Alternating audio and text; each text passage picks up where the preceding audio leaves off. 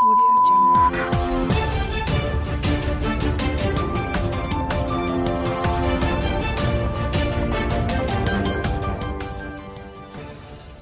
नमस्कार, ये रेडियो प्रज्ञा है। अब आप आर के भट्ट से प्रज्ञा टाइम्स सुनिए। पहले सुर्खियां।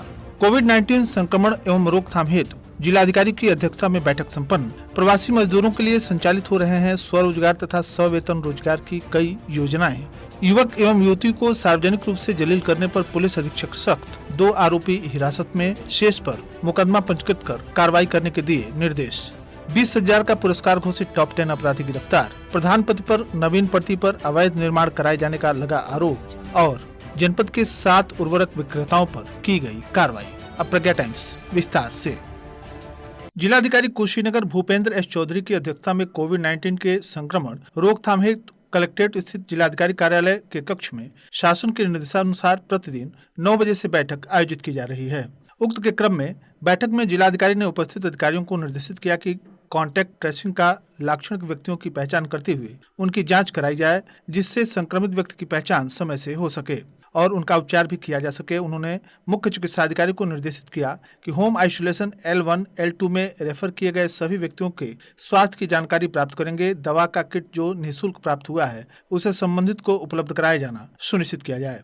श्री चौधरी ने मुख्य चिकित्सा अधिकारी को निर्देशित किया कि IDSP से कोविड-19 धनात्मक की सूची RRT को अविलंब उपलब्ध कराएं, जिससे ANM के साथ 24 घंटे के अंदर ट्रेस आउट कर लक्षण के अनुसार home isolation L1, isolation L2 में भर्ती कराकर त्वरित गति से उपचार किया जा सके। सर्विलांस की टीम एवं कॉन्टैक्ट ट्रेसिंग की टीम से नियमित रूप से लाक्षणिक व्यक्तियों की पहचान कर टेस्टिंग कराए जाने के भी निर्देश दिए गए। जिलाधिकारी ने पॉजिटिव मरीजों के कॉन्टैक्ट ट्रेसिंग हेतु जांच टीम का दायरा बढ़ाए जाने सहित सर्वे टीम के साथ आशा, आंगनबाड़ी कार्यकर्त्री, लेखपाल को लगाए जाने का निर्देश दिया। उन्होंने जनपद स्तर पर RRT टीम को भी सक्रियता से कार्य किए जाने का भी निर्देश दिया एवं इस कार्य में विशेष प्राथमिकता सहित स्वयं के बचाव हेतु सभी आवश्यक पहलुओं को अपनाए जाने का भी जोर दिया गया। इस अवसर पर मुख्य विकास अधिकारी अन्नपूर्णा गर्ग, अपर जिलाधिकारी विंध्यवासिनी राय, मुख्य चिकित्सा अधिकारी डॉक्टर नरेंद्र गुप्ता, समस्त उप जिलाधिकारी एवं अन्य संबंधित अधिकारीगण उपस्थित रहे।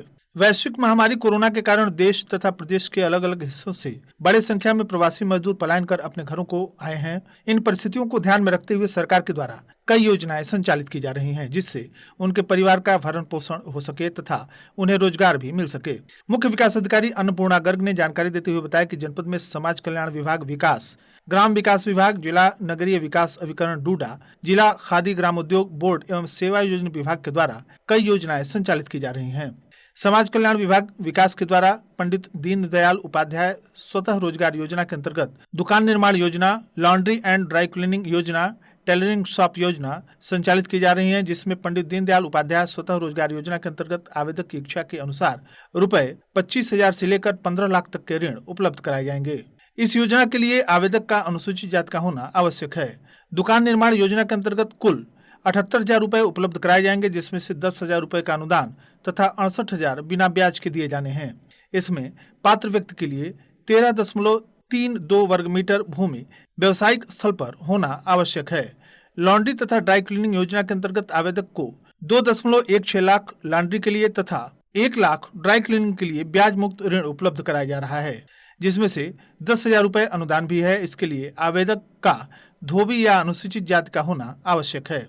टेलरिंग शॉप योजना के अंतर्गत रुपए 20,000 उपलब्ध कराए जा रहे हैं, जिसमें से 10,000 अनुदान तथा बिना ब्याज के रुपए 10,000 का ऋण भी दिया जा रहा है। मुख्य विकास अधिकारी ने बताया कि राष्ट्रीय ग्रामीण आजीविका मिशन ग्राम विकास विभाग के द्वारा संचालित किया जा रहा है, जिसमें गरीब महिलाओं को संगठित कर स्थायी रूप से आजीविका उपलब्ध कराकर आत्मनिर्भर बनाया जा रहा है। समूह के गठन के 3 माह के पश्चात रुपए 15,000 की धनराशि रिवॉल्विंग फंड के रूप में समूह के खाते में हस्तांतरित की जा रही है एवं 6 माह पुराने समूह को रुपए 1.10 लाख की धनराशि कम्युनिटी इन्वेस्टमेंट फंड के रूप में प्रदान की जानी है। समूह गठन के 6 माह के उपरांत क्रेडिट लिंकेज कराया जाना है, जिसका प्रथम डोज रुपए 1 लाख है। जिला उद्योग तथा उद्यम प्रोत्साहन केंद्र के माध्यम से एक जनपद एक उत्पाद मार्जिन मनी योजना संचालित हो रही है, जिसमें 25 लाख से लेकर 150 लाख तक के ऋण उपलब्ध कराए जा रहे हैं। उक्त योजना के अंतर्गत 25 लाख पर 25%, 25 लाख से 50 लाख तक पर 20%, 50 लाख से लेकर 150 लाख तक 10% तथा इससे अधिक की योजना पर कुल 10% या 2 लाख रुपए में जो कम होगा मार्जिन मनी देय होगा। जिला नगरीय विकास अभिकरण डूडा के द्वारा अधिकतम 2 लाख रुपए तक के ऋण प्रदान किए जा रहे हैं, जिसमें 7% ब्याज आवेदक के द्वारा तथा शेष अनुदान के रूप में दिए है। इसमें नगरीय क्षेत्र में निवास करने वाले व्यक्ति जिनकी आय 1 लाख से अधिक न हो पात्र है। इसी प्रकार सेवा आयोजन विभाग के द्वारा बेरोजगार अभ्यर्थियों को निजी क्षेत्र के कंपनियों के द्वारा साक्षात्कार कराकर रोजगार उपलब्ध कराया जा रहा है एवं श्रमिकों के कौशल के अनुसार उन्हें कार्य क्षेत्र के अवसर उपलब्ध कराए जा रहे हैं। इसके अंतर्गत बेरोजगार अभ्यर्थियों को विभाग के पोर्टल sevayojan.up.nic.in पर ऑनलाइन पंजीकरण कराना होगा। मुख्य विकास अधिकारी अन्नपूर्णा गर्ग ने बताया कि जिला खादी ग्रामोद्योग विभाग के द्वारा मुख्यमंत्री ग्रामोद्योग रोजगार योजना तथा प्रधानमंत्री रोजगार सृजन कार्यक्रम का संचालन किया जा रहा है, जिसके अंतर्गत मुख्यमंत्री ग्राम उद्योग योजना में अधिकतम 10 लाख की वित्तीय सहायता 4% ब्याज की दर पर उपलब्ध कराए जा रहे हैं। लाभार्थी की आयु सीमा 50 वर्ष से अधिक नहीं होनी चाहिए। प्रधानमंत्री रोजगार सृजन कार्यक्रम के अंतर्गत अधिकतम 25 लाख रुपए तक उपलब्ध कराए जा रहे हैं, जिसमें लाभार्थी को 25% अनुदान तथा लाभार्थी के द्वारा 10% का अंशदान लगाने का प्रावधान है। इस योजना के अंतर्गत उद्यमी की उम्र सीमा 18 वर्ष से अधिक होनी चाहिए। इस प्रकार मुख्य विकास अधिकारी ने बताया कि प्रवासी मजदूरों को सरकार के द्वारा संचालित इन योजनाओं का लाभ उद्यम तथा रोजगार के अवसर के रूप में लेना चाहिए। हाटा कोतवाली क्षेत्र के अंतर्गत घटित एक घटना का वीडियो सोशल मीडिया पर लगातार वायरल हो रहा था, जिसमें एक युवक तथा एक युवती के मुख पर कालिक पोतकर जूते चप्पल की माला गले में पहनाकर घुमाया जा रहा है। पुलिस अधीक्षक कुशीनगर विनोद कुमार मिश्र ने उक्त मामले का संज्ञान लेते हुए कार्रवाई करने के निर्देश दिए, जिसके अंतर्गत एक सभासद प्रतिनिधि तथा एक अन्य को पुलिस ने हिरासत में लेकर पूछताछ प्रारंभ कर दी है। साथ ही अभियोग पंजीकृत कर शेष अभियुक्तों की तलाश भी शुरू कर दी है। इस संबंध में पुलिस अधीक्षक कुशीनगर विनोद कुमार मिश्र ने बताया, जनपद के हाटा थाना क्षेत्र अंतर्गत एक घटना का वीडियो सोशल मीडिया पर वायरल हो रहा है, जिसमें यह दिखाया गया है कि एक लड़का और एक लड़की को चेहरे पर कालिख लगाकर और चप्पल पहनाकर गांव में घुमाया जा रहा है। इस घटना के संज्ञान में आते ही स्थानीय पुलिस द्वारा घटना के लिए उत्तरदायी सभासद प्रतिनिधि को और एक अन्य व्यक्ति को हिरासत में लेकर पूछताछ की जा रही है। घटना के बारे में छानबीन कर FIR दर्ज करके दोषियों के विरुद्ध कठोर वैधानिक कार्यवाही सुनिश्चित की जा रही है। जनपद पुलिस ने गैंगस्टर एक्ट मुकदमे में वांछित चल रहे 20,000 रुपए के पुरस्कार घोषित टॉप 10 अपराधी को गिरफ्तार करने में सफलता प्राप्त की है। पुलिस अधीक्षक विनोद कुमार मिश्र के निर्देशन तथा अपर पुलिस अधीक्षक के पर्यवेक्षण क्षेत्राधिकारी खड्डा के नेतृत्व में अपराध तथा अपराधियों के विरुद्ध चलाए जा रहे अभियान के तहत खड्डा पुलिस टीम के द्वारा थाना नेबुआ नौरंगिया में पंजीकृत गैंगस्टर एक्ट के मुकदमे में वांछित अभियुक्त हाशमुद्दीन पुत्र कुतुबुद्दीन शाकिन कोहरगड्डी थाना खड्डा जनपद कुशीनगर को गिरफ्तार करने में सफलता प्राप्त की गई। उल्लेखनीय है कि अभियुक्त के ऊपर 20,000 रुपए का पुरस्कार घोषित था। गिरफ्तार करने वाली टीम में प्रभारी निरीक्षक रामकृष्ण यादव थाना खड्डा, उप निरीक्षक प्रमोद कुमार सिंह, उप निरीक्षक Rajesh Yadav, head constable Yogesh Rai, constable Babulal Chauhan, constable Narendra Kumar, constable Anish Yadav, constable Umashankar Yadav शामिल रहे।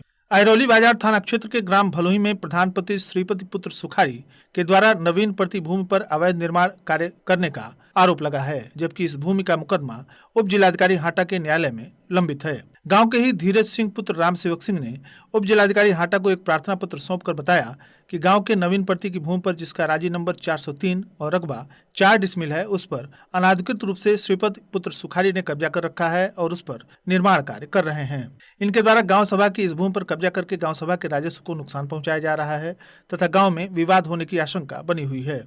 शिकायत को संज्ञान में लेते हुए उप जिलाधिकारी हाटा ने तहसीलदार हाटा को जांच कर तत्काल निर्माण कार्य रोकने का आदेश दिया है।